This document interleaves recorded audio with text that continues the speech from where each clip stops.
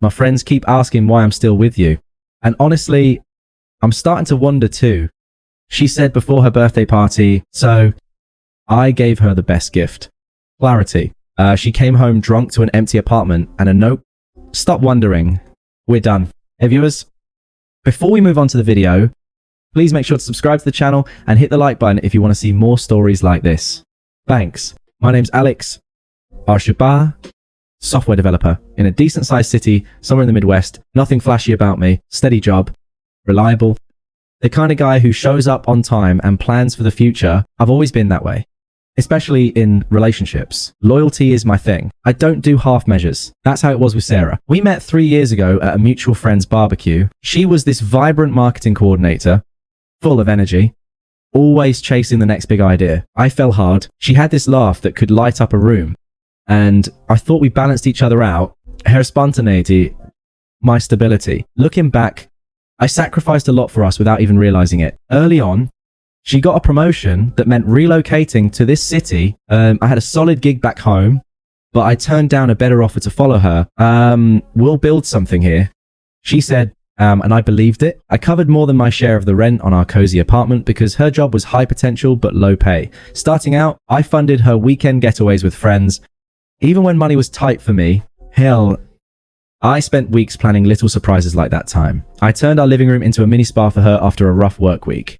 She loved it then, or at least she acted like she did. But over time, things shifted, subtle at first, but they added up. It started with the comparisons. Sarah's social circle was all about the grind. Ambitious types in creative fields, always posting about their epic lives on social media. I catch her scrolling through feeds, liking pics of guys at rooftop parties or exotic trips. Look at this. Alex, she'd say casually, Mike from work, just backpacked through Europe. That's living Mike. That name popped up more and more. He was her co-worker, some charismatic account manager with a flair for the dramatic tattoos. Stories from Burning Man. The works. I didn't think much of it initially. Jealousy isn't my style. But then came the digs. Her posts got weirder. To nothing direct, but passive-aggressive memes about settling for average or when your partner doesn't match your vibe. Friends started giving me these pitying looks at group hangs. One night, after a dinner party, her best friend pulled me aside. Alex, you're great, but Sarah's been venting. Just talk to her. I tried. Hey, everything. Okay, I'd ask. She'd brush it off. Yeah, just work stress. But the distance grew. Late nights at team building events, her phone buzzing with texts. She'd angle away from me. I'd lie awake, staring at the ceiling, wondering what I was missing. Was I too predictable? Too safe? It ate at me. That confusion in the unfairness of pouring everything in and getting radio silence back. But I didn't push. I figured communication would fix it eventually. Then came the week of her 26th birthday. She was hyped, planning this big party at a trendy bar downtown, inviting her whole crew, including work folks. I'd been busting my ass to make it special. Saved up for a custom necklace she'd hinted at, engraved with our inside joke. I even coordinated with her friends for surprises. The night before the party, we were at home getting ready. She was in the bathroom doing her makeup, and I was in the living room wrapping the last gift. That's when it hit the fan. She came out, phone in hand, scrolling through messages with this smirk. God, my friends are hilarious. She muttered, laughing at something on the screen. I glanced up. What's up? She set the phone down, but not before I caught a glimpse. A group chat thread, something about upgrade option. She leaned against the counter, crossing her arms. Okay, Alex, we need to talk. My friends keep asking why I'm still with you. And honestly, I'm starting to wonder. I froze, the wrapping paper crinkling in my hands. What? She sighed, like I was the one being dramatic. Don't act surprised. You're sweet, reliable, all that. But come on, Mike gets it. He's got that spark, you know, adventure, passion. Last week at happy hour, he was telling stories about skydiving in Costa Rica, and everyone was hooked. You're just comfortable, like a safety blanket. My girls say I deserve more excitement. Someone who pushes me. It's not like I'm cheating or anything. Well, not physically, but emotionally, yeah. I've been talking to him a lot. You wouldn't understand. You're so content with Netflix and takeout. Her words landed like punches, each one twisting the knife. I sat there, heart pounding, but I didn't yell or beg. That wasn't me. Instead, I asked calmly, so, what are you saying? Sarah, you want out? She rolled her eyes, grabbing her purse. I'm not saying that exactly, but yeah. I've been thinking, life's short. Why settle? Mike invited me to his cabin this weekend. Just friends. But who knows? I need space to figure it out. Don't wait up tonight. The party's going to run late. She paused at the door, turning back with this smug little smile. And hey, if things change, we can talk. But right now, I'm wondering if this is it for us. The door clicked shut, and I was alone with the echo of her voice. It was outrageous. Dismissing 3 years, like I was some placeholder right before her birthday. Not less. The confusion hit hard. Had I been blind? All those sacrifices, the late nights supporting her dreams. And this was the thanks. I paced the apartment, replaying flashbacks. The time I drove 3 hours in the rain to pick her up from a failed work trip, or when I skipped my own promotion party to help her prep for hers. It felt so unfair, like I'd been played.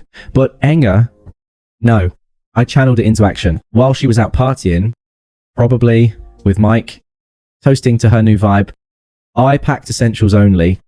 Clothes, laptop, important docs. I left her stuff untouched. No pettiness. On the kitchen table, next to the unwrapped necklace, I wrote a note. Stop wondering. We're done. Happy birthday. Here's clarity. I grabbed my keys, turned off the lights, and walked out, headed to a cheap hotel across town, phone on silent, no dramatic scene. No confrontation, just detachment. She wanted space. She'd get an ocean of it. That night, as I lay in the stiff hotel bed, the weight settled in. It hurt. The betrayal, the public humiliation bubbling under her words. Her friends knew, probably laughing about it at the party, but I didn't text or call. Dignity over desperation. Little did I know, that was just the beginning. I didn't sleep much that first night in the hotel. The room was generic, beige walls, a lumpy mattress, the hum of the AC drowning out the city noise, but it was mine. At least for now. My phone stayed on silent, tucked in the nightstand drawer. I knew she'd blow it up eventually, but I wasn't ready to deal. Instead, I stared at the ceiling, letting the betrayal sink in deeper. It wasn't just the words, it was the smugness, the way she tossed it out, like casual chit-chat, before heading to a party, like I was an afterthought. The unfairness gnawed at me. 3 years of building a life, and she reduces it to comfortable. I replayed the scene in my head, her rolling eyes, the little smirk. It stung, but I refused to let it break me. No calls to friends for venting, no social media rants, just quiet processing. Around 2:00 a.m., I caved and checked my phone. Missed call 7 from Sarah. A couple from her friends. Text piled up. 2. The first one. Alex, what the fuck? Where are you? Party's lit. Come join. Then, as the night wore on, just got home. Apartment's empty. This a joke? Followed by saw the note. Seriously, on my birthday. You're such a child. I didn't respond. Let her stew. By morning, the calls ramped up. I was sipping crappy hotel coffee when my phone rang again. Her number. I answered, keeping my voice even. No point in ghosting forever. Clarity meant facing it head on, but on my terms. Alex, finally, what the hell is going on? Her voice was sharp, laced with that post-party rasp, probably hungover, still in last night's makeup. I think the note was clear.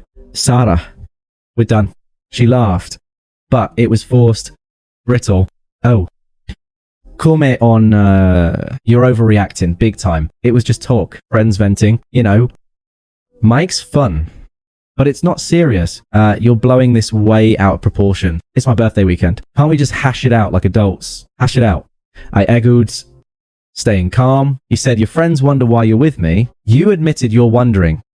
To compare me to Mike, said I'm just a safety blanket. That's not venting. That's you checking out. There was a pause. Then she shifted gears, excuses, tumbling out. Look, I was stressed. Okay, work's been crazy. And yeah, Mike listens. He gets the creative side, but that's not cheating. Emotionally, maybe I leaned on him. But physically, nothing happened. You're being so insecure about this. My girls say guys like you always freak out over nothing. I need someone who supports my growth, not drags me down with jealousy. Her logic twisted like a pretzel, blaming me for her wandering eyes, framing it as my flaw. Supports your growth. I moved cities for your job. Covered bills so you could chase promotions. That's not support. Exactly. You're stable. Alex. But stability is boring sometimes. Life's about passion. Risks. Mike pushes me to think bigger, but hey, if you come back, we can work on that. Spice things up. Don't throw us away over one conversation. I could picture her pacing the apartment, hair messy, trying to manipulate the narrative, but I wasn't buying. No. Sarah, you wanted space to figure it out. You got it permanently. Wait. What? You're serious? After everything, fine. Be that way. But don't come crawling back when you realize what you're losing. You'll regret this. Click. She hung up first. Smug, even in defeat. I set the phone down, exhaling, slowly. No outburst from me. No biggin. Just firm boundaries. It felt liberating in a raw way. But the confusion lingered. How had we gotten here? I thought back to quieter times. Weekend hikes where she'd cling to my arm, laughing at my dumb jokes. The night she got her big client and we celebrated with cheap wine on the balcony. Was that all fake, or did she just outgrow it? Leaving me behind like old clothes. The unfairness hit again. A wave of silence in that empty hotel room. I didn't cry or rage. I just sat with it, letting it breathe. Practical stuff kicked in next. I texted a buddy from work, crashed on his couch for a few days while apartment hunting. Cancelled, shared subscriptions, no drama. Just efficiency. Work became my anchor. I dove into projects, earning nods from my boss. Focus lately. Alex, keep it up. Little wins amid the chaos. Sarah didn't stop though. Voicemails trickled in. Miss our talks. Call me. Then Angria. Ignoring me. Real mature. Her friends chimed in. One texted, dude, Sarah's wreck. Fix this. I blocked him politely. No confrontation needed. Detachment was my response. A week later, mutual friends filled in gaps. She partied hard that night. Mike there, the whole time, posted stories. Her blowing out candles. Him photobombing with a wink. Caption, best birthday upgrade. Subtle dig at me. But cracks showed arguments with friends who called her out. Too harsh on Alex. Once said, she brushed it off. Move fast with Mike. New chapter. She posted, I stayed off socials. Focusing inward, the silence was deafening at times. The weight of betrayal heavy, but I didn't chase. Dignity meant walking away clean. Those first few weeks post-breakup were a blur of adjustment. I found a small studio apartment on the edge of town. Nothing fancy, but it had a balcony overlooking a park. Space to think. Unpacking boxes alone. I stumbled on old photos. Us at a concert last summer. Her head on my shoulder. Head hard. The confusion of how something solid crumbled so fast. I'd given up so much. That job offer back home could have been a game changer. More money, better hours. Instead, I prioritized her dreams, thinking it was us against the world. Now, it felt like I'd been a prop in her story.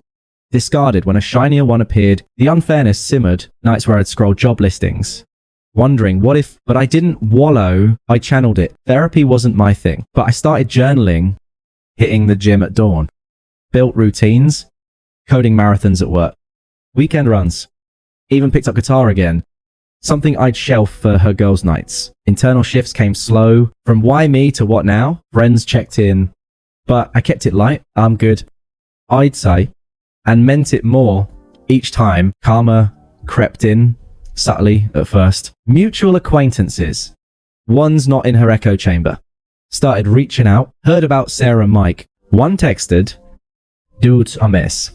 Turns out Mike's adventurous vibe masked instability. Job hopper, always one step from fired stories, exaggerated. That Costa Rica trip, a weekend getaway. Not epic backpacking. Sarah moved in with him quick, posting couple pics. Found my match. But crack showed fast. It escalated when work drama hit. Sarah's marketing firm had strict no fraternization vibes, but she and Mike ignored it. Whispers turned to outright blow-ups. A public argument at a team event. Him yelling about her, nagging colleagues sided against them. Her boss pulled her aside. Focus or find elsewhere. She got demoted. Projects yanked. Friends bailed. Two, the ones who'd egged her on now, distanced, calling her choices toxic. We told you Alex was gold. One confessed to me later. Then the big unravel. Mike's true colors fully exposed. Abusive streaks, controlling texts, isolating her from remaining pals. He cheated blatantly with an ex at a bar. Sarah found out via a tagged photo, confronted him. He laughed it off. You're fun, but not forever. Dumped her cold, kept the apartment, his name on the lease. She crashed with a reluctant friend, broke from splurging, shared savings on upgrades. Designer Bix, trips with him. I got wine through the grapevine. No stock in, just updates from shared circles. Her post shifted vague cries like lessons learned. Then radio silence. Family got involved. Her mum emailed me once. Sarah, struggling. Be a man, talk to her. Toxic. Pushy. Implying it was my fault. I ignored it. Meanwhile, my life ascended quietly. Work promotion came through. Senior dev role. Remote options. Fat race. I traveled solo. Week into the mountains. Clear in my head. Met people organically, including Emily, a graphic designer from a coffee shop meetup. No rush, but her vibe, supportive, genuine, love your steadiness. She said on our first date, contrast hit home. The emotional arc peaked in solitude, evenings on the balcony. Guitar in hand, reflecting betrayal, sting faded, replaced by clarity. I've been undervalued, but now free, Sarah's downfall felt earned. Not gleeful, just ironic. She chased excitement, got burned. Me, stability paid off. Her reaches started mild. Our text, hey, can we chat? Ignored, built too desperate, but that's for later. For now. I breathed, rebuilt, the confusion giving way to calm. The messages started about a month after the breakup, right? As my new routine solidified, I'd blocked her initially, but unblocked. After settling into the studio, figured if she reached out, I'd handle it clean. First text was casual, almost testing waters. Hey, Alex, hope you could. Miss our coffee runs. Can we grab one sometime? I read it. Felt nothing but mild annoyance. No hurt. No longing. Progress. I didn't reply. A few days later, another saw your promotion post on LinkedIn. Congrats. We should celebrate. How'd she know? Probably stalking profiles. Still radio silence from me. That's when the calls began. My phone buzzed during a lunch break at work. Her name on the screen. I let it go to voicemail. Listen later out of curiosity. Alex, it's me. Look, I know I messed up. Mike was a huge mistake. He seemed exciting, but it was all fake. Can we talk? I miss us. The stability, call back. Her voice cracked a bit. Pleading undertones. Hypocrisy dripped from every word. She trashed my boring life. Now craved it back. I deleted it. No response. Escalation hit mid-second month. She showed up at my old gym. Must have remembered my schedule. I was mid-set when I spotted her by the entrance. Looking frazzled. Hair in a messy bun. No makeup. Clothes rumpled like she'd slept in them. She waved awkwardly. Approached as I told off, Alex. Thank God. I've been trying to reach you. Her eyes darted. Desperate edge. I kept my tone neutral. Grabbing my bag. Sarah, what are you doing here? She stepped closer. Words. Rushing out. I need to explain. Mike, he turned out awful. Controlling. Cheated on me with his ex. Kicked me out. And now I'm crashing on couches. Work demoted me because of the drama. Friends bailed when they heard the full story. They said I was dumb to let you go. I see that now. You were always good to me. Reliable. Supportive. I took it for granted. Please give us another shot. I've changed. I stood there, unmoved. Her plea revealed the shifts from smug to broken. How a flip. But sympathy, zero. Changed. You said I was a safety blanket. That your friends wondered why you stayed. Now that excitement blew up. You want back. She flushed, twisting her hands. I was wrong, influenced by them. The hype, but reality hit. Passion without foundation crumbles. You're the foundation I need. Let's start over. Coffee? Dinner? Anything? No. Sarah, I'm not interested. Come firm. I walked past, heading for the door. She followed, voice rising. Wait, you're just going to ignore this? After 3 years? That's cold. Alex. Bet to even. I poured my heart out. I stopped at the exit, glanced back. You poured excuses. Goodbye. Out the door. No, look back. Her anger showed true colors peeking through the desperation. It didn't stop. Family piled on next. Her sister texted, Sarah's a mess because of you. Grow up. Talk to her. Toxic. Entitled like I owed reconciliation. Then her mum called. Voicemail heavy with guilt dripping. Alex. Honey. She's hurting bad. Mike abused her emotionally. She's isolated now. Be the bigger person. Forgive. Family sticks together. I block them all. No obligation there. Final push. Late night text turning furious. How dare you ghost me? I apologized. You acting like I ruined your life. Newsflash. You're fine. But me, broke alone, this is on you for overreacting. Then, fine. Rot in your boring world. You'll never find better. Hypocrisy, full circle. She'd said the same about herself. Each attempt deepened my detachment. No emotional pull. She'd become background noise. My life thriving. Dates with Emily turned serious. Laughs over shared hikes. Her appreciating my grounded energy. Work trips. New friends. The middle had breathed. Confusion to clarity. Sarah's desperation. Just confirmation. I dodged a bullet. The wedding was the perfect storm. Our mutual friend Jake's big day, 6 months post-breakup, neutral ground. But I knew Sarah might show. She and Jake's fiancé were old pals. I went anyway, Emily on my arm. She'd heard the stories, supportive without drama. Your past doesn't define you. She said, I felt evolved, calm, free. Venue was a charming garden hall, string lights twinkling. I mingled, suit sharp from the promotion bonus, last with old crew, toast to Jake. Then I spotted her, Sarah, crashing, uninvited, slipping in late. She looked unraveled, dress ill-fitting, probably borrowed, hair frizzy, eyes red like she cried. Allô on it, hovering by the bar, scanning the room. Our eyes met. She beelined over, weaving through guests. Alex, she whispered urgently, glancing at Emily. Can we talk privately? Emily squeezed my hand, stepped aside gracefully. I'll grab drinks. How a dynamic flipped. Me composed, her desperate. Sarah pulled me to a quiet corner. I can't believe you're here with her. Look, I've hit rock bottom. Mike was abusive, yelling, cheating, left me penniless. Lost my job over it. Friends ghosted after the truth came out. Even family says I screwed up, but you thriving. I see, I get it now. What I lost, stable kind, I've changed therapy, even give me us another chance. I was wrong to wonder, to compare, please. Her words echoed her old hypocrisy, begging for what she'd dismissed. Emotional shift clear. Her crumbling, me, unmoved. I met her gaze steadily. Sarah, you said your friends wondered why you stayed with me. That I was just comfortable, not exciting. You chose Mike. Chase that vibe. Now it's backfired. And you want in again. She teared up. I was stupid. Influenced. Blint. But seeing you now, happy, upgraded, it hurts. I need you back. No. Firm. Definitive. I've built a life without your doubts or drama. Emily values what you mock. My stability, my dreams, you're irrelevant to my happiness now. I've moved on completely. You should too. She recoiled.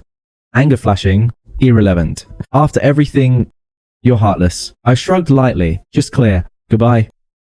Sarah walked back to Emily, who smiled warmly. All good? Better. Then we danced. Her head on my shoulder. Visual reversal stark, as Sarah slunk out alone. That night sealed it. Betrayal's outrage faded to justice's satisfaction. No lingering. She was chapter closed. Thanks for watching. Make sure to subscribe to the channel and hit the like button. What do you think about this story? Share it in the comments.